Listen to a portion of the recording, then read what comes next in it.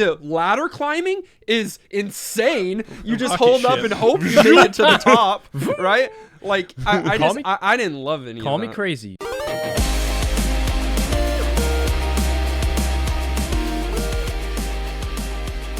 This is New Game Plus, a retro gaming podcast where three guys spend 7 days playing one old game, and then we talk about it. My name's Dustin. My name's Kenny. My name is Nolan. And we just set a record for 2 podcasts in a row. Thanks for listening. That was much better than last time. All right, well, welcome to New Game Plus. This is a retro gaming podcast where 3 guys spend 7 days playing one old game and then we talk about it. My name's Dustin. My name is still Kenny. My name's Nolan. Yeah, right? And this Away from the mic. is episode 377, and it is a Redux episode. Redux. That means that throughout this episode, you'll be hearing clips of our second episode that we've ever recorded back in 2015. You just like heard the one you just heard. Yeah, you just heard that where, man, I cannot tell you how much energy you two had coming into that Hey, one. wait a minute. You Both had of you. low energy too. I noticed it. Compared, sure, but more than y'all. It was. We weren't good. It was a less Correct. hype time. 2015 yeah? was a overall less hype year. We were just struggling in Then 2015. 2023, like things were great then. They're terrible now. No, Why did we your flip the perspective is script? Wrong. Yeah, you weren't even married then, Kenny. Before It's true. we Yeah. get to talking about the second episode and second game that we've ever played in the history of this podcast, I've got a question for you two. What is All right. the last video game you beat? And, follow-up question, do you tend to finish video games you play? Third question, why or why not? Aggressive question. Don't ask me that. You know that's targeted. First of all, Yeah. come on. Last video game you played. You beat. No, You beat. He asked No. this question the day after he beats a game like 130%, and he knows that I have problems. with it. Yeah, how do we define beating a game? No, that's not the problem. No, that is the problem. Kenny, this is not 2015. I don't know You how have to answer evolved. this question. The credits roll, you freak. You idiot. What do you mean? What about a game where there's not like really credits? What I think he's game? maybe thinking like like Civ. PoE and stuff? No, he's thinking like Civ maybe. Because Yeah. he was streaming, by the You way, go to space. he was streaming for me Civ 6 the other night, and he played for a few hours. Maybe is halfway through that session, that game. Like, and by the way, he's playing against tons of AI, which is fine, but it's just it's like, what are you doing? You're on turn 700 of 10,000. Kenny's answer will genuinely be the most interesting answer. So why don't you go first, Kenny? Because you play Minesweeper and chess and all kinds of stuff. So That's what I'm saying. There's a lot of games I play that I don't know how to count that, or if they even like you can beat them because of genres. In the spirit of what you said, Yes, the last thank time I you. saw credits roll, Hades. I beat it Oh, a second time. that was a while back. Wait, whoa. You've only beaten Hades twice? I've won runs in yeah. He Hades means lots full- of times, but yeah. there's Yeah. I'm story, following. and then there's sort of a mini completion, and then there's Right. an actual completion that takes a long time to get to. Well, and I've gotten to that actual couple days. completion 2 times. Quit bragging. for some He's people. just brought this up to brag. Okay, Hades. Got you. Nolan? It was Super Paper Mario. Oh. Actually, You went all the way there? yes, I beat it. Nolan, actually, you're going to give him a hard time, but I think he finishes more games than I do. I'm not giving Maybe. anyone a hard time. I didn't bring this up to give anyone a hard time. I do think both of you have issues. Okay, see, you're full of it, dude. You're full of it. Okay, what's yours? Hollow Knight. Great. Okay, moving on. You're going to answer for me? What is yes, your- a couple days ago I did. Yeah, I beat Hollow Knight 112%. but like you haven't fully beaten it. Kenny, I've this is touchy. I've completed it. So there is beating and then there is completing. I have gotten the full 112% and gotten the notification saying that I've beaten the game. Well, right, with but it's full not clear. it's not completed yet. Well, no, it's fully. completed. It's got the full percentage.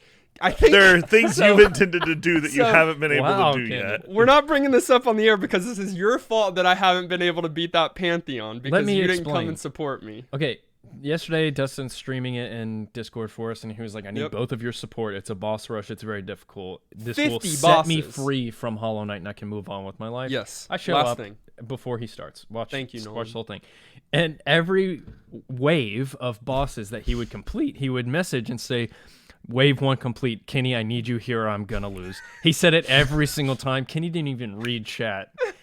Dustin dies, closes the game immediately, closes Discord, and doesn't say a word to us for the rest of the day. Kenny, that's your fault. This is the first time. It's my fault. This is the first time I'm talking to Kenny since, and Yep. I don't feel comfortable with it. We have open wounds, and we're hashing them out right now live for you. Can we please set up a session soon where both of you are there to support me so that I can beat that Pantheon, and Sure. finally, if I do that from Hollow Knight, I will be free, man. No, don't do Yeah. that. Why? Okay. Yeah. I was gonna say let's do that this evening. Go on with your segue. Like in our retro game of the week, Half-Life Redux. Overview. Half-Life is Valve's first game. It was released in 1998 for Windows. It was developed by Valve, and it was published by Sierra Studios. Valve, as in Gabe Newell, Gaben, the PC god. I think the best audio track in this entire game is on the Valve splash screen. I don't know. Yeah, I think it's so classic. iconic. It's and just that weird head with the With the valve in the back of it. I guess the valve in the back. I love it. It's a disturbing image, but there's something so iconic about that Yeah. little sound. We originally played this game for episode 2, as we've already mentioned, and are revisiting it for the Redux. I've played it. This is probably my 4th time playing Half-Life 1. We do have a Half-Life 2 that it has been released, and I've played that one a lot too, but I feel like I might have played this one a little more. As well as Half-Life 3, that nobody's going to call it that because everyone Alex is It's not not 3. 3. Stop it. Stop. He's trolling. Isn't it? It's not. No. Okay, this is our second Redux, right? We're going back and we are re-experiencing our first 3 to 4 to 5 to who knows how many episodes and games. We're re-recording those, redoing those. With Earthworm Jim, our first one, we had revisited that game a few times since in between the first and the Redux. Yeah, and we so it wasn't completely new coming back to that. However, when it comes to Half-Life, I think for all of us, this is our first time coming back to this since 2015. And I listened to our original episode. 2015, Half-Life had just recently become retro. Oh, yeah. And now we're many more years removed from that. It's just very interesting. It's really weird. And yeah, I hadn't touched the game since then. Right. But not because I didn't like it. In fact, this was we did a top 10 live stream like a year or so ago, and this was my number 2 from the show. I really have fond memories. But if you don't know what Half-Life is, it's a first-person shooter with heavy emphasis on story. Probably one of the first of its kind. Definitely paved the way for a lot of titles. Very important for the genre that cared less about being as violent and edgy as possible. Shooters. I mean, that's what you had. You had Doom, which I kind of don't like picking on Doom because it's its own kind of classic and important thing. And in fact, id licensed some of the like game engine stuff to them to like help build out this. And I think Gabe came from that project. He came from Microsoft. So, but you know, the story was kind of absent in these types of games. But this paved the way for like BioShock in my mind. So it's a very different title at the time, and I think to this day has a lot of relevance on that genre. In Half-Life, you play as Gordon Freeman, a theoretical physicist at the Black Mesa research facility. After placing a strange crystal in an anti-mass spectrometer, is that a real thing? No. Yeah, I got one. The reaction opens a rift to an alien dimension called Zen. You then must make your way back through the facility, wielding a crowbar and various guns to assist Lambda researchers in closing up the alien portal. And everything goes well. It's fine. Yeah, it's smooth sailing. Right, it's not a big deal. It's just normal day in the office. A scientist knows how to shoot like assault rifles and pistols, you know. Well, Freeman Sure. should have never showed up late for work. I blame it all on This his is what you get. tardiness. Yeah. Be on time. That's the message of the game. Yeah, be on time. That's so funny. Gameplay. I said it in 2015, and I'll say it again now. I think that it was ingenious what they decided to do with the introduction of this game. I think most FPSs at this time, you're thrown into the action, you've got a gun, you're doing what the genre calls for. In this, you don't have a gun for a while, and you are immediately in control of your character, which you typically are, but you're on a tram that is slowly making its way into your organization, your kind of top secret organization that you work at, you obviously being Freeman. And it's showing you the size of the organization, the size of Black Mesa, and what's interesting is you'll eventually discover these are the places, a lot of them, that you're going to traverse throughout your gameplay as you're trying to get back to the surface, trying to get to various areas. So it's a very slow introduction, but it's intentional, deliberately slow to build out not only this location, but this story that is unfolding. Definitely well done, and the interactive elements of it, being able to look around and kind of foreshadowing and hinting and kind of even genre breaking and sort of letting you know that you're going to get immersed in this place is huge. It's so well done.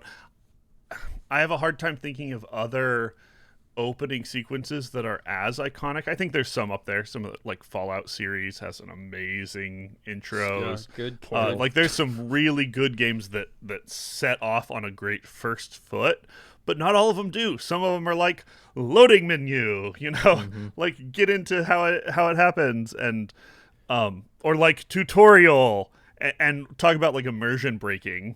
That doesn't make you feel like you're in the story at all, and this one just plops you right into the middle of this long plot that's about to unfold. This one has a tutorial, but it's in the menu. It's separate so that it doesn't break that immersion, because it's a black screen, it fades in, Half-Life, and then you're on the tram. That is great. And I do think that it was Valve that had, just the original team that had such a vision for what they wanted their games to be, because when you were trying to mention iconic intros, the only one that I could think of was Portal 1, which was also Valve's like masterpiece. So yeah, I think the setup's fantastic, and not to say that it's like a realistic story.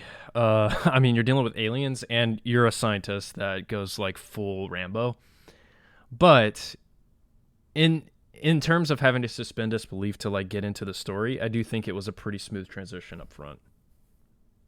Okay. Yeah. Nolan doesn't respect scientists. I was a scientist, fool. You are. I Once am a scientist, always a scientist. That's true. We do say that in the community.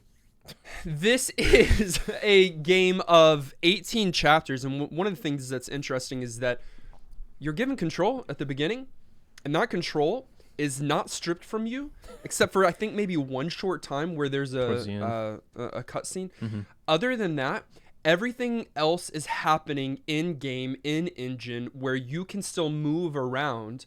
But there's tons of, it's quote unquote cutscenes. They're not cutscenes, but there's tons of actions that are happening that typically bridge chapters or open up new areas as some kind of like monstrous alien bursts through a window, or a head crab will come out of a vent, and then you'll be able to have a new access, or a new exit. But once you're given control of the character, you have control of the character for the remainder of the game. Yeah, you say 18 chapters, but it feels a lot more, I don't know, cohesive than that. Sure. Almost chapters like in a book where, like, sure, you're done with a part, but you're going to keep reading because you're in the middle of this action and you want to keep going. You know, this is not a fade to black, pick it up somewhere new. This is not a, hey, here's a new challenge, or like, here's a completely new dungeon. Like, it's just one long, seamless adventure that you're on. And even moving chapter to chapter is so subtle. They just sort of like fade the text in on the screen. That's that like all. is the name of the new place. And usually you're kind of in a different environment or somewhere that, you know, feels a little bit progression-y in the story, but it's just so seamless. Like, they drop you in it and they focus on immersion, and then they don't ever step away from that choice. Yeah, y'all are actually kind of blowing my mind. I never thought of that because more modern games brag about this. God of War, the 2018 release, had load screens when you like are shimmying in between rocks or whatever, but it's seamless, but they do right? it very well. They do it very well, and I applaud them for that. But bro, yeah, this game did that. Ben did that. The text pops up in the most seamless, sick way, and you're still moving. Like, that's crazy. I know it ran worse on older machines probably, but still, that's very impressive. Can we talk about the weapons, in particular the first weapon, because I think that's another thing that is super iconic with this game. Absolutely, I love it. So at least it eases you in a little bit. You don't go full Rambo right away with rocket launchers, because the first weapon you find is a red crowbar. Yeah, iconic. And iconic. BioShock really took notes from this game with their wrench. Yep, I was about to say the same thing. But that crowbar is iconic. You can use it. It's got unlimited ammo. You can use that I also love the animation of it. Not only to bust down boxes, but to obviously take out enemies, bust glass so that you can get through certain doors and windows. It's an iconic. Hey, you can get through the whole game with it. I guess you could. Yeah, but Sure, you'll probably want to switch to the pistol, the shotgun, the other guns eventually. Even when they move on to these bigger and fancier weapons, and they do go there, it's a first-person shooter, I felt like I could buy it so much more in this game than in some, because the first weapon is just a pistol, and you take it off the body of a dead guard. You know, it's not like, oh, suddenly... I was packing a secret pistol as a scientist all this time or whatever. And then you don't get an upgrade for a while until you get to like a security checkpoint where it would make sense that they would have armaments and that shotgun sitting there like behind a secure, like wall. It even weaves those things into the story so that even when you are running around throwing grenades and blasting stuff, it doesn't feel as like over the top unrealistic as sometimes guns in these types of games do. Like, it kept the guns fairly real and like introduced them to you even as story. And yeah, it just everything they did, story, buy it, even if what they were selling you was way over the top and scary and aliens in your face. Well, and also there's no like merchant that sells you upgrades and to the guns and stuff, which I love. RE4 does that and does it well, but like this one is just like, no, you'll use the gun when you find it as absolutely. even your ability to be hero, I know, like, you guys gave him a little bit of a flack, like, oh, scientists going Rambo, what's that all about? Like, you've got a suit. I know it's like a containment suit or whatever, but like, you've got something that's protecting you, keeping you out of radioactivity, giving you a way to have extra armor that works in this story they've plugged you into. I had a shirtless Rambo they totally mod. sell it. Yeah. He said, no. Yeah, no, I don't think you did. I missed what he said. Yeah, and I love that you're just I said I had a shirtless Rambo mod, actually. No, of course correct. not. No, that exists. Well, you can't even see your own chest. Can see You your said arm. first gun is the pistol that you take from a dead cop. Yes. Throughout, there are cops that are still alive and surviving, trying to at least. There's some scientists, and so you can get them, and they can come along with you every once in a while. Nolan, in his first play, Hey. was unkind to the scientists that he came across. That first play was so funny. If you haven't watched Nolan's first play of this game this week, you got to check it out. It was 'cause a misclick. It had me. No, Nolan. It was a misclick. You can You claim... just murdered Frank Right, in cold blood. Listen, you can claim it was a misclick, but do you want to hear what you did in 2015?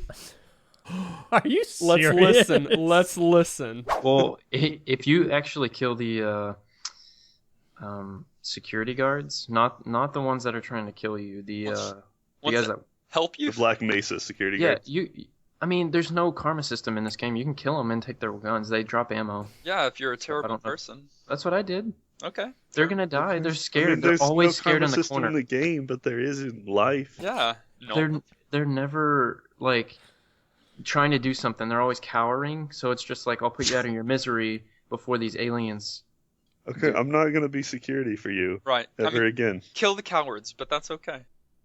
What do you I have didn't to say say for that. yourself? That was not me. Nolan, That Nolan. was AI? not me. you AI. are a bad person. I didn't even have any emotion in my voice. We're living in 2023. The machines are going to remember how you've treated them. I had no emotion. And you need to rethink this. They're just cowering. whole I just put them perspective. out of their misery. Right, I just put them out of their misery. There's no karma system, Okay. so it doesn't affect me. Yeah, That's they're only hilarious. worth their ammunition. That's hilarious because I did not mean to kill that scientist in my first play. That was a genuine misclick, and I didn't want to do that. So I've changed for the Yeah, better. maybe you've grown grown. as a I've person. grown, but I do know how to survive in case this really does happen. And it's take out all the friendlies. Yes, and take their ammo for yourself. I've seen Last of Us. So he's grown, but barely. Yeah, like, just barely. Dude, that's Okay. so funny. No way. The big problem, other than showing up to work late, is that your organization has dipped into portal technology, which is not good news. By the way, Nolan, you for sure know this. Kenny, you know very little. Did you know that Portal and Half-Life are in the same universe? Of course I know that. Aperture Science, Black Mesa. Of course I know that. They're rivals. They're rivals. They are working on similar technology at the same time. Actually, I don't know if Black Mesa is much of a rival, or like if they feel like Aperture is much of a rival. The leader of Aperture is the one that's kind of paranoid and thinking He's messed that- up. Oh yeah, and so Yeah. Anyways, they're at odds with one another, which causes them to cut corners and try to increase their portal technology too quickly, and bad things happen. Okay, I know we talk about like Nintendo Golden Era, and that's a separate Golden Era, but this and These this two? Oh my gosh. Yes, these two, just this company. Yeah, so along the lines of that, this does feel like a true PC title, especially of the time, in the physics engine. Because I did want to talk about that, and I guess I saw some people on Discord or somewhere talking about, or I guess not complaining about it, just being like, I don't like it. It's really fast-paced, really fast. People describe it as being on ice, roller skating, and yeah, it kind of is, but that's what these games were like back then. That's how it felt, and I so miss it. And I'm wondering if you guys liked it or if you were like, nah, we've changed for the better. No, I miss it too. I think there are good things that have happened in gaming and in first-person shooters as they've evolved, but yeah, I think even more than you, Nolan, I grew up doing PC gaming, and so sitting down and just moving around mouse Bunny and hopping. keyboard and yeah, like having to crouch and jump through a window and all of those things just felt so natural that I get for people playing it today that it may feel foreign and everyone may not like it, but it was a real cozy spot in my heart. Yeah. So yeah. I do not miss it. The whole, and part of it is probably because I didn't play many PC FPSs growing up, and so it makes me think of Quake and it makes me think of Doom. It's just this incredibly quick movement, which is fine and fun, and you get used to it in this game. But I like the slower pace. You know, I'm in it for the story anyways, and so, but like running around like crazy. This guy's going so fast. Yeah, you get used to it until you come to a ladder, or you have to do a platforming across segment. those, those. Listen, I think that's the worst part of this game, the platforming. It's slippery. You say that you like the physics, I get it, but they're wonky, and they're not. Physics today in FPSs, they're a lot more quote-unquote realistic, right? There's a weight to things. There's not to this. It's slippery, it's fast, and so if you're trying to platform across these boxes that are suspended in the air with fall damage, even though you're in an HEV suit, it's just... And the ladder climbing is insane. You just hold up and hope you make it to the top, right? Like, I didn't love any of that. Call me crazy. I'll take this over more realistic physics that we have today because I don't care as much about the realism and the weight of it unless it feels fun and good. That's why in Elden Ring, I like that you can jump and it looks stupid, but they put it in because it feels good. I'd say there's a middle ground, and I'd say maybe, hey, design your game so you don't even have to use ladders at all, because ladders are kind of inherently gross and problematic, but just you almost have to use them here because you're underground and you're in this like contained space, which is crazy because they had to work so hard to make it feel realistic, even though they've got you crawling through ducts and finding weird back alley solutions to getting out of this place that's falling apart, and yet make it not feel like they're just like plopping a puzzle in for no reason, still making it feel like a real place, and doing that in this enclosed environment that has progression. And as much as we talk about the immersion, the seamlessness of the way they did the environment and the puzzles and your environmental interactions, I think was just as impressive to me as the rest of the storytelling. Yeah, I mean, I don't love the physics. I do like how they try to make everything unified. Whatever.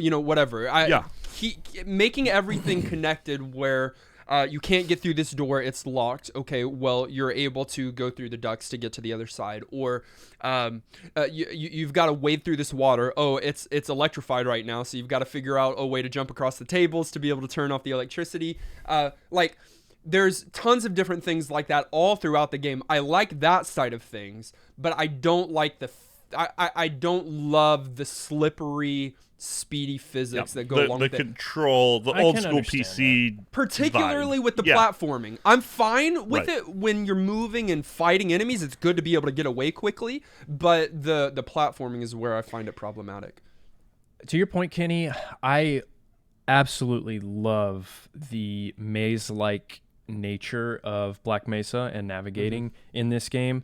I think I mentioned it too on that live stream. It's just one of my favorite things. Like, I love going through a duct to get somewhere, and then you get to kind of early on, you get to that tentacle thing that's blocking the tunnel, and you think, oh, this is my first boss, like I have to kill this thing, it's like a big deal.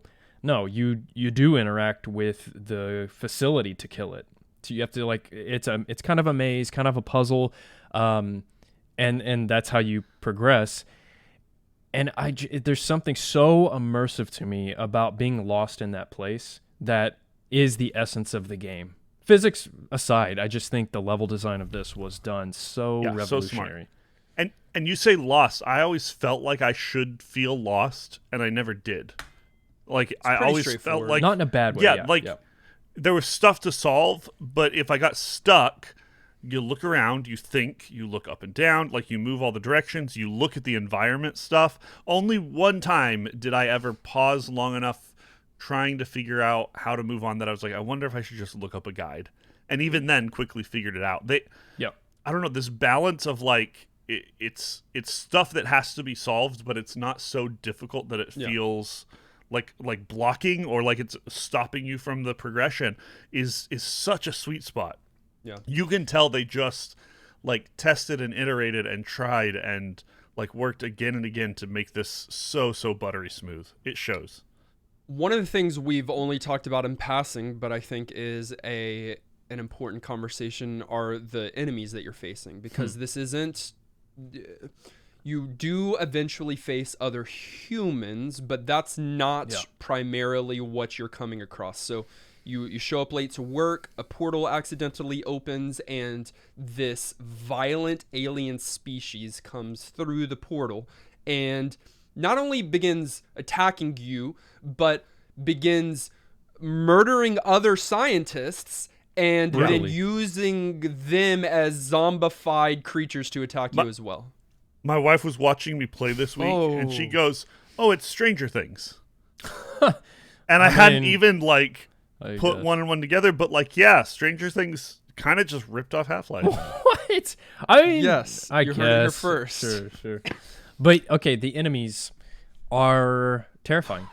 I mean, they did that perfectly. From the tiny ones to the large ones, they Tiny all ones are the have worst. issues. Like, they are all an issue to you, and you must deal with them accordingly. And unfortunately, with the little crab guys, I mean, it's too late. They've already hit you in the face. And let's talk about them. They're called head crabs. Yeah. They're still the worst. They are parasitoids. Sure. Roughly the size of a pumpkin, weighing about 8 pounds. I looked this up. my gosh. That have a beak like protrusion on the bottom of their body, so they leap at your face, and if they latch on, they carve into your skull and then take your body over. Like, it's horrific. It is disturbing. Very disturbing. And they're always hiding in the worst. Like, early on, you said this already, but early on, there's one in an event, and you're walking around the corner and just jump scares you. And I don't care who you are, you're jumping. It scares you. They are bad. I think the worst for me though, on just like the Nightmare Fuel front, is the little hangly ding dudes. Those guys are not Hangly-ding. great either, but you can typically find them before. The fun thing is, when they grab you, it's not instant death. They slowly pull you up, so you can still take them out. You on can the adjust. Way, right you don't up. realize that the first time though. Yeah. And the first time one of those things eats you, and it will, it's Okay. So the dangly guys got you. Did any of the head crabs get you, Kenny? No. I mean, You were- they did damage, but they never killed me. Yeah, okay. Gotcha. You are strong against those guys, not only now, but 7 years ago as well. Let's check this out. But the one that scares me the most, and I guess it takes 2 shots from a pistol, but is the worst alien in the entire game, worse than any of the big monsters, worse than any of the bosses, is that stupid small little face sucker alien. The brain The thingy little with their frog legs. thing. Yeah, that jumps at So you out fast. of nowhere, and that will grab your face and start sucking your brains out. It's the worst alien in the entire game. Yeah. It I knew actually you were grabs going your there. face. Well, Mhm. I think that's what they're going for. In theory, but like they just kind of fly. I just at didn't you know and if it hurt like you. showed the animation. Like if you get on the stupid things that suck you up to the ceiling, Oh my it gosh. kind of shows that, you know. Yeah.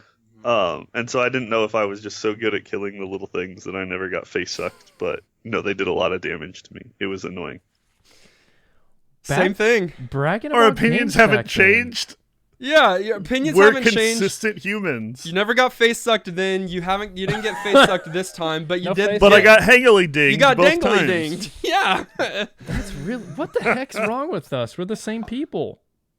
Have we gone through a portal in time? Aged.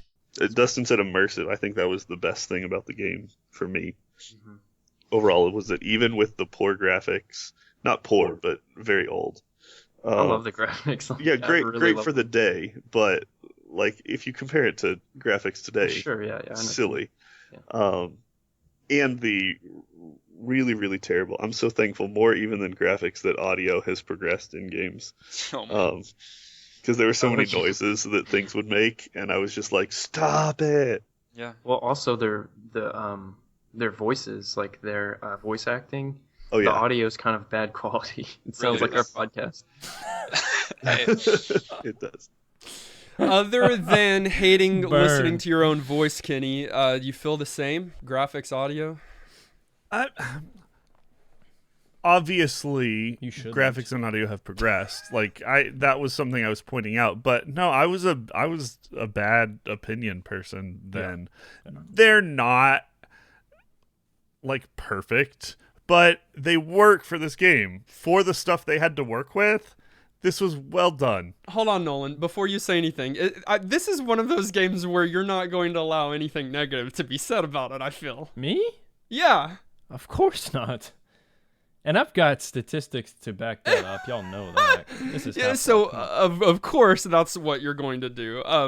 Before you say what you need to say about how it's aged, Nolan, I want you to say one negative thing about this game. Oh, I have one negative thing. And you have to look for it. Yeah, no, it is the there are aspects of the audio and the character models that I wrote down as a mark against it. It's one guy that does the voice.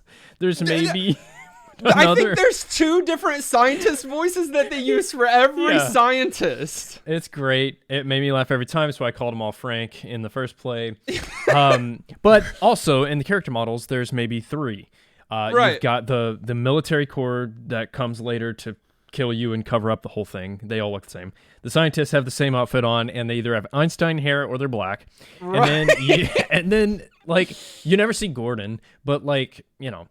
So those things are noticeable. Distracting, maybe, but I can get over them easily.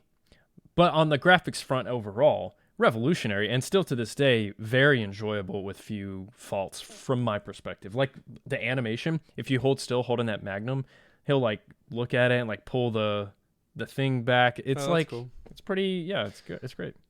I do think the duplication on some of those things is distracting and immersion breaking, but I do agree with you. Graphics overall, they've aged, but they're great for its time. I do think the audio was recorded by a rock. The voices, at least, like it's man, possible. They're not even good voice acting. It sounds bad. And I don't know why that guy went with the accent that he did, or not the accent. It's just the way he was pronouncing things, like Gordon, you're late for your appointment in the research lab.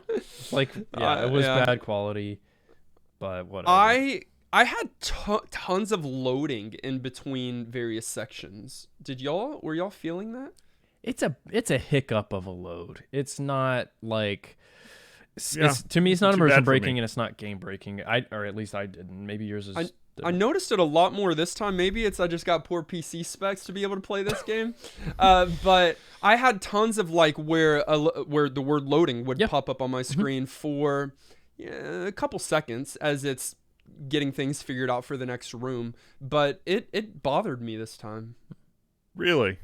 Yeah. And a couple seconds is not bad. No. You got to remember you don't have some that games anymore. back in the day, like dude, PlayStation there were some loading games that screens? you were forever. Yeah, like 45 seconds to a minute sometimes Yeah. on just like some random image and like a loading bar. This was nothing. I think it's a case of if you start noticing it, it's all you notice. Because it happened to me. Sure, I saw it plenty of times recalling, but it never once was I like dwelling on it, and so I didn't think about it. One of the things that I want to talk most about age and that I think is so interesting of a conversation. I'm not saying that this is the first one to do this, although it might be, but it's certainly the one that popularized it. But before this game, and we played some on this podcast, first-person shooters on the PC were not the greatest. You're using the full keyboard, you're doing all this. Here, for movement, WASD, you like switching between weapons, 1, 2, 3, 4, you can, obviously left click is going to be your shoot, right click is your alternate firing mode, but jump is space, and is it shift or whatever, like everything that you use today in first person shooting games is what you're using then, not even having to change. It's the default control scheme. This game was revolutionary. That's not what it brought to the table as revolutionary. That, like, most of that stuff was already pretty baked. There were games before this that did it poorly. Don't get me wrong. There were examples of not doing it well.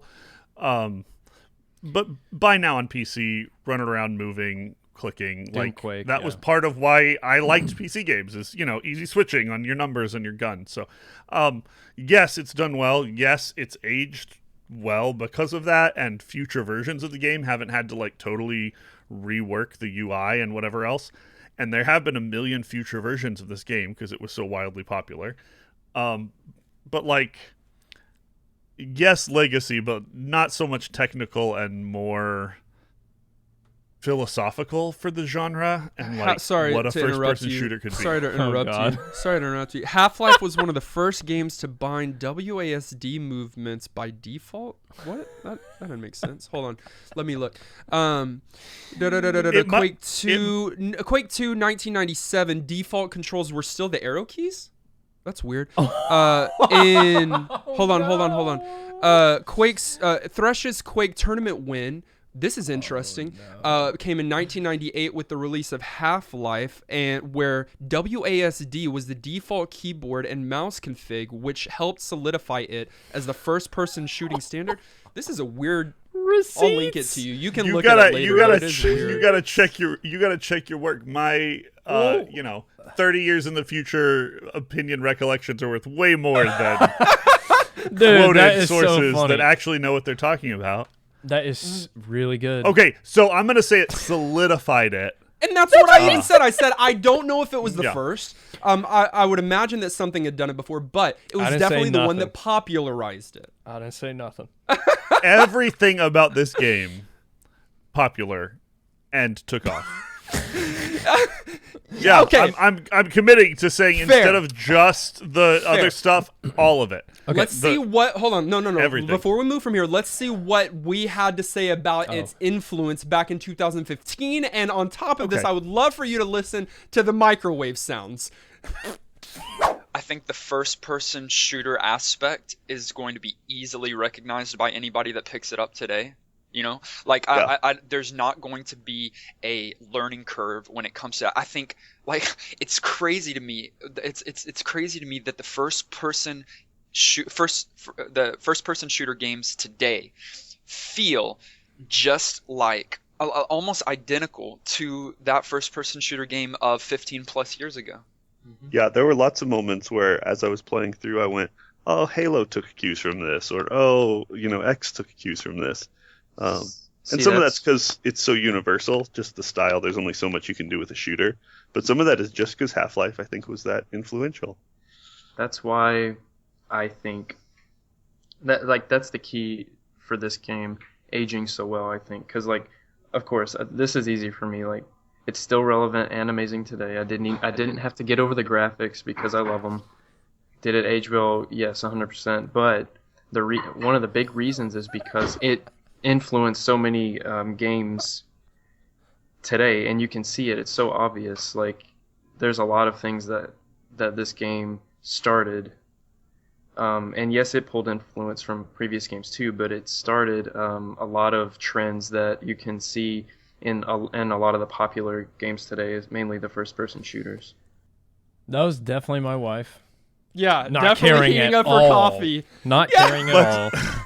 Let's talk classic. about a few things. Yeah, one, Nolan was right. Our mics at that point sounded exactly like the mics they used to record the voices in game. They're terrible. And as much as this game was this genre has grown since this game came out, we've also grown as podcasters. But Nolan especially, you were. I'm just saying, you were in. I mean, it is true. Nolan is most improved. Kenny's were probably I get most most Laid improved. way back. Who Yeah. gets who gets least improved award? Kenny's about the same, I think, all the way through for sure. But Just got better mic. But I mean, Kenny was probably the better out of us three from the. I think so get-go. too. I noticed that as well. He just was better at speaking and talking about points. Yeah, and your wife was better at microwaving her And I- coffee. God. It's I'm funny, gonna tell because her you about can that. listen. You can listen later. She comes back and gets it. And just at a later point. I'm gonna show her that, and she's gonna laugh so hard. We're recording a podcast, and right over there, just Whatever. Microwaving. I did want to say one thing about the OST here. Yeah. I didn't remember there being one of significance, really. Not to say that it didn't have any good music that stood out, but it's just not what I associated with Half-Life. Sure. But going back, I kind of took notice. It's got two modes. One is horrific atmosphere building tracks that remind me a lot of like Metroid. And the other mode, ambiance. Yeah, ambiance, and just creating a sense of dread and horror, and yeah, and so there's that mode, and then the other one is drum and bass, like racing Why is game. that, when you get your HEV suit, It's like it's like, you just okay. entered a club. let's go. So the range there is funny. There are only maybe that's maybe one of the only tracks that has the like drum and bass side. I thought overall though I noticed it more this time, and I think it's really high quality. The audio, the sounds in the game, yes, were muffled and bad and too loud, but the tracks themselves, great.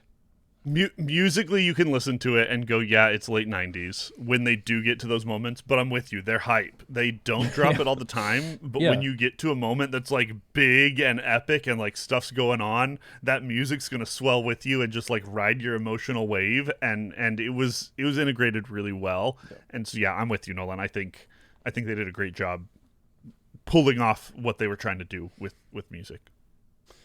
Why did I not know that? And Kenny's probably going to say I'm wrong on this, but why did I not know that Counter-Strike was first a Half-Life mod? Yeah, I didn't realize that either. Did not know that. I thought that was like supposition. No. Mods of games are a bigger deal than games themselves. Dota. They used to be, and they used to be a welcomed thing, because I even realized that I think the remake of this game, Black Mesa, was a fan-made game that instead of suing them and taking 1/3 of their paycheck for the rest of their life, Put Nintendo, it on Steam. Valve paid them and said, let's do this. And like, that's how it used to be. They used to open engine sort, like just give it, like do what you want with it, create mods. That's where League of Legends comes from, ultimately. Dota. That's where some of these games, why can't we just be friends? Money.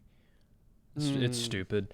Black Mesa was, fan-made passion project. Just like, hey guys, I love Half-Life 1. I know 2 gets all the praise and stuff. I want to remake it with modern graphics, and worked on it for a long time. I heard about Black Mesa, I feel like when we recorded the first episode. It's been a project. And then now, it's on Steam, licensed. Boom. Yeah. It's crazy. And for as big as this game was influentially on like, I don't know, the direction of FPSs and some of the technical stuff, Counter-Strike was like the standard for multiplayer FPS for so long. Like for actually like people still playing it and being active. It has legs, and you just don't see that longevity with games anymore. Partly that's kind of where we're in the development, and people, like play stuff they're familiar with, and it runs on more systems. Like there's a million reasons to talk about it, but like regardless, this game was like double or triply influential. You don't have Valorant without Counter-Strike. You don't have Counter-Strike without Half-Life. You don't have Half-Life without Doom. I love that. And all of that is very factual. That's just straight up. Because Valorant's just a Counter-Strike with heroes, You should create a video tracing it. I'm sure it's been done before, but not as well as you would be able to do. StarCraft and Half-Life birthed it all. It all, for sure. Those were all the video two games first come games. from those two. Yeah. Diablo, I guess. Okay, so this series continued. We've already kind of alluded to it with Half-Life 2 in 2004, and with a VR Half-Life Alyx in 2020, which is clearly not Half-Life 3. No. And if you're out of the, gaming universe, then you may have not heard, but Half-Life 3, big meme of like, when is it going to be released? They said that it is, right? Like, I mean, I don't know. So that's interesting. I wonder if they've confirmed that there will be a Half-Life 3 at some point, or if it's just a dead thing. But there is no recent news. We've got nothing on Half-Life 3, so we don't know if that's ever going to happen. It will, because of the business impact. They know it. I mean, I it's don't know, such man. a pop culture meme that if it actually happened, they would sell, and it would be awesome. If you want a physical copy for your PC, used, loose, it's only $15. But if you do want it new, complete in box, $1,250. Oh, Ooh, my. big discrepancy. Yeah. That's maybe one of the widest margin games we've And that's seen. not including how much you'd have to pay for actual 98 Windows PC to be able to run it. Yeah. If you want to be able to play, they've kept it up really well. So $10 on Steam, goes on sale regularly. Black Mesa, actually, the remake, went on a 75% off sale this last week. I wonder Interesting. why. Right. So you can get that right now at the time of this recording for $5 if you would like. Final thoughts. At the end of each and every one of our episodes, we determine whether or not the game gets our vote for New Game Plus status, which is our general thumbs up or thumbs down. It does require 2/3 of the vote to swing one way or the other. I thought that this was the first game where we voted in 2015. We didn't on Earthworm Jim. We talked about that on the Redux episode. One of us gave it a flying cow. One of us gave it a 7. I don't remember all. We didn't. I asked our final thoughts, or like our good and bad, like highlight and low light, and we shared that. We didn't give it a vote. So this will actually technically be our first time taking a vote on Half-Life. And I'll say that although I haven't played it, I think the way to play this game today is through Black Mesa, because it corrects the things that were problematic that we talked about in this episode. We didn't even talk about, I think one of the things that fans really loathe about the original is the final sequence, the final chapter on the different planet, tons of platforming, and it doesn't end well. Well, they corrected that with Black Mesa. Not only that, they improved the graphics and just a lot of different things. I think it was made in Source, and so it's a much better engine. It's just, it's better on all fronts. I haven't played it, but I think that would be the way to go. However, due to the legacy, the way that it still holds up, the way that you can still grab a mouse and keyboard and play it like you would any other FPS game today, that's the thing that's remarkable, particularly since this is not only the one that first popularized it, but the one that first did it. Nice, holding your tongue. I am. Oh, what? No!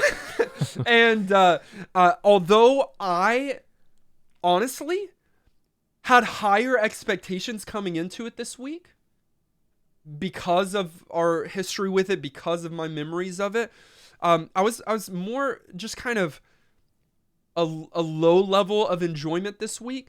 It's still remarkable for its time, and is certainly a game that should still be recognized and played today. I definitely give it my thumbs up, but I do think that there are better ways to enjoy this game today. Kenny? Yeah. Interesting perspective. I actually took a kind of similar take. To me, we haven't had many games that are going to be such an obvious answer in terms of actual outcomes. So I'll just say right up, of course this game gets still New Game Plus certification, or actually gets it, I guess, since we didn't give it to it in the first time. The question for me really was, would I like it as much as the first time we played?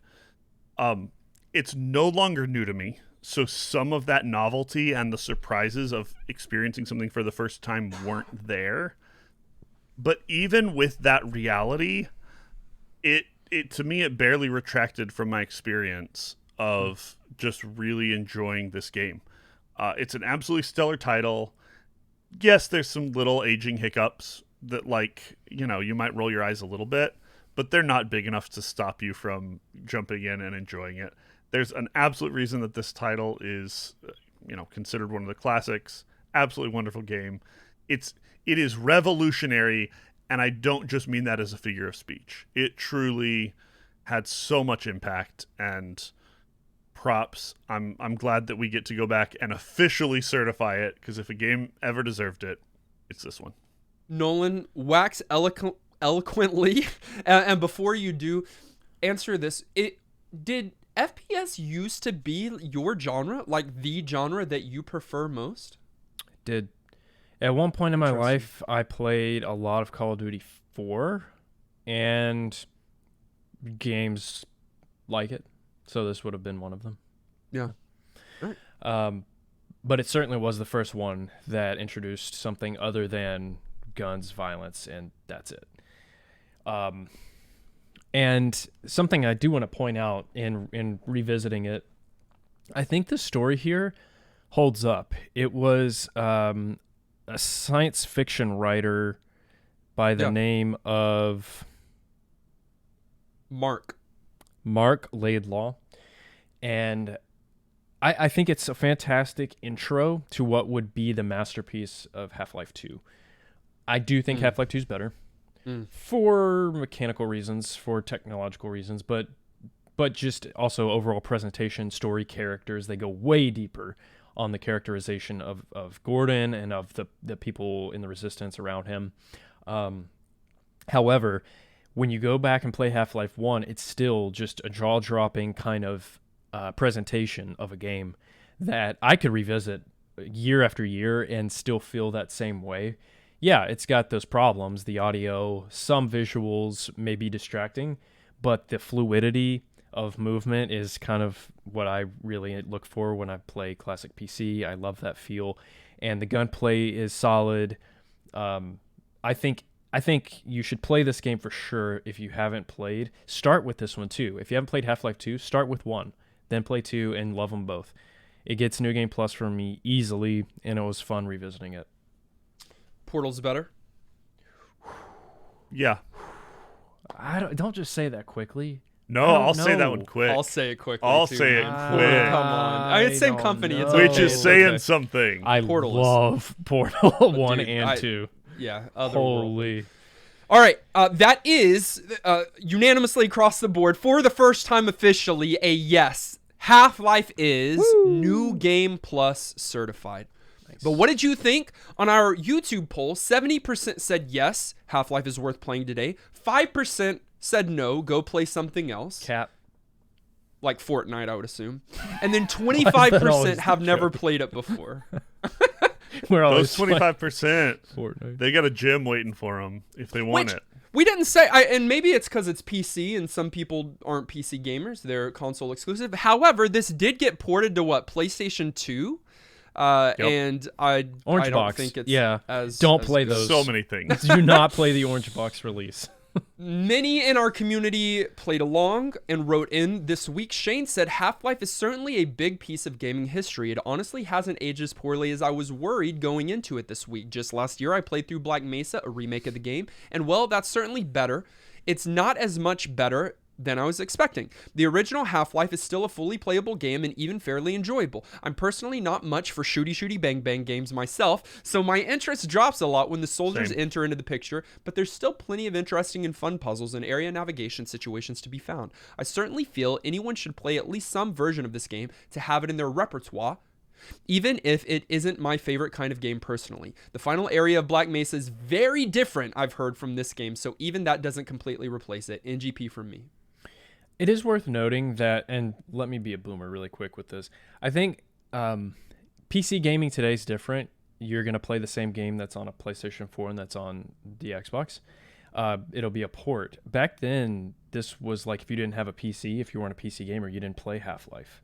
And I think I think that a lot of people will have missed out on that. I barely was able to join in on it because of my age. So I think some people will have missed it fully. I wasn't PC gaming at the time, so I as far as I can recall, so like I wouldn't have played this. It's like if you didn't have the computer, you didn't do it. Yeah. Lieutenant Pat X said, this game was a veritable tour de force that left an indelible mark on the gaming industry. It was a triumph of innovative game design, immersive storytelling, and cutting-edge graphics, all woven together in a seamless tapestry that captivated players from start to finish. Fast forward to 2023, and the visuals are less shiny, the innovation less innovative, and the story Now, this part is still good, as good as it was back then. Gaming from this era was also part of the happiest and most carefree days of my life. So even if this game had aged like moldy cheese, I'd still love it. NGP for me. That's you, Nolan? Yeah. Yeah. That describes it perfectly. 100%. All right. Don't kill Super Gamer Guy, but here's Super Gamer Guy's thoughts. I'll let Kenny take this one. We'll see. After playing Half-Life for the first time this week, I'm left feeling unsure why it's still held in high regards today. No! All right. Is it because it's hugely influential, or is it because the game truly holds up in the face of its predecessors? My 12-hour playthrough this week leads me to believe the former. Don't get me wrong, I had fun with some of the chapters. We've got Hostiles and the Lambda Core were some of my favorites, but they mainly serve to make up for some of the worst levels I've played in a long time. And in the loose controls, clunky platforming, add in the loose controls, clunky platforming, and numerous bugs/glitches, and you've got yourself an outdated game in every sense of the word.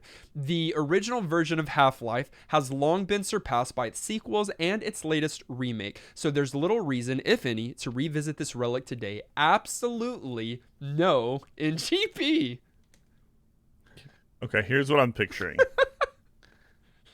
He's got, I don't know, like a poor quality Raspberry Pi, and on that he's running PlayStation 2 emulation to play to Orange run Box. the PlayStation 2 port of this, and also had like just gotten bad news, like his dog was sick or something. Go play Mega Otherwise, Man. how do you get here? Go play Mega Man. Literally just looking for Mega Man. Y'all are y'all crazy. Those are to harsh each your words own, for this game. That's ridiculous. But yeah, this one's a classic. Finally, Clint said, I often hit substantial roadblocks in these retro PC-based FPS titles, mainly due to a 1-2 punch of control silliness and terrible lack of story hook. I think that's a great sentence there. Half-Life, however, is far from a half measure of either of those. I was able to very easily get this started up on the Steam Deck this week, and where Deus Ex, dang it, had me bored to tears after roughly 17 decades of tutorial. But this one took a few minutes, made a lot of sense, and felt like it was a proper introduction to Gordon Freeman as a character. I'm barely 2 chapters into this game at the time of writing, and it's fully living up to the hype. I can't wait to experience the rest of the story. Yeah, that's actually a good point. I loved Deus Ex, but it was a bit much compared to this. This is a stripped down version. A lot much. Way more powerful. That is fair. It is also fair to say, and this is probably one valid criticism that we've alluded to, but not a lot. This game does peak early. Almost everybody who play, not everybody, and Nolan's making faces, but I think the on-world portion of the game is more loved than the later finish of the story. When things actually get a little crazier story-wise, and that's too bad. You want your games to take you somewhere and have a big payoff at the end, and not peak and then you're looking to have that same high you had. I mean, the G-Man cutscene at the end's a payoff for sure. The mysterious, which we can't believe that we haven't talked about this guy for a long time for this whole episode. A mysterious suited man with a briefcase that is watching you throughout your travels throughout Black Mesa. Great. It's interesting. All right, we are going to set aside Half-Life for the final time. We're not coming back to this bad boy ever. Maybe. I still haven't played Half-Life 2. Oh, what? Yeah. Oh, you haven't beaten one I gave you either. a face. I don't think I have either. Yeah, I know. I did not expect you to have, Kenny. Okay. And no, I haven't Both beaten of y'all Half-Life need to either. change that. And we're going to randomly select. Before we do, let's see what game Kenny added to the Retro Master list back in 2015. But before we move on and pick a game, I gotta add one to the list because Nolan mentioned it earlier, and Final Fantasy isn't on the list, and I'm talking Final Fantasy 1, like old school NES style. Okay. Can we put it in the queue? Yeah, I just did. Okay. Back when we only had, I don't know, 3 games on the Retro Master list. Well, we did do and that we were episode. curating it. Kenny We were added, curating it ourselves. Yeah. Kenny added Final Fantasy, and we eventually played that on episode 61 and recorded the episode on Kenny's wedding day. Yep. I remember. I was also remote. So Half-Life had influence on my relationships too You were married today because of Half-Life. because of Half-Life. Randomly selecting now.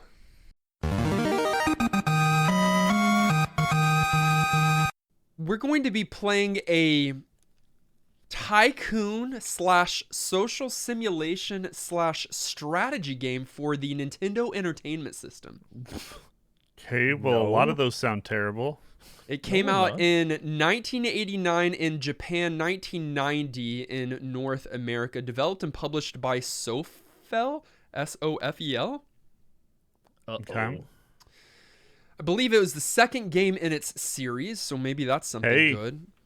In That's got potential. Japan, it was called The Money Game 2, The Miracle of Kabutochu. And You nailed it. in North America, it was called Wall Street Kid. Oh no. Oh, All right. Okay. I don't know the last tycoon game that we played. Theme Hospital? We're- That was a long time ago. We're going to learn to get rich this week. I mean, I feel like those guys are struggling right now. Although, Wall Street? yeah. Well, not back in 1990. So Certainly grab a copy of this NES title, Wall Street Kid, and play it along with us this week. Grab your wallets. No, that should be for Kenny's. Just join us in Discord. Go to discord.gg/newgameplus. Yeah, investing in Wall Street may not pay off for you, but investing in the continued success of your favorite podcast, that's a surefire bet. You can join many people who already do that, like our wonderful list of producers who support us on patreon.com, including Adam, Alex, Marley, Antonin, Ben, Big Dude, Brunt, DH Bowser, Ellis, Fishy, Francesca, Gimbin, J. Robert, Jared, Joey, Jordan, Justin, Clint, Knickknack, Corey, Lawai, Levi, Maximum Pedro, Sajin, Shauna, Subsonic Demon, Tazelhoff, Thomas, Unbedavable, and Zion. The high rollers of our Wall Street are our director level supporters, Bro Jim, Daniel, Garlisle, and Super Hypered. And we want to say welcome back to Terizo Backrub, who is joining us as a patron again. Thank you for your support. Chorizo bathtub.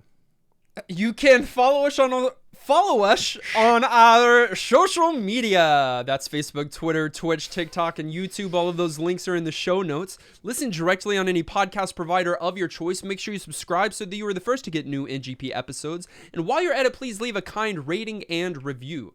Our video episode was edited by our friend Dylan. Our audio episode was edited and produced by our friend Dan Willett. Join us next week as we play Wall Street Kid. Until then, I am the police guard that Nolan killed back in 2015. Frank, I'm I'm the crowbar. I'm Gordon, I guess. And this has been New Game Plus.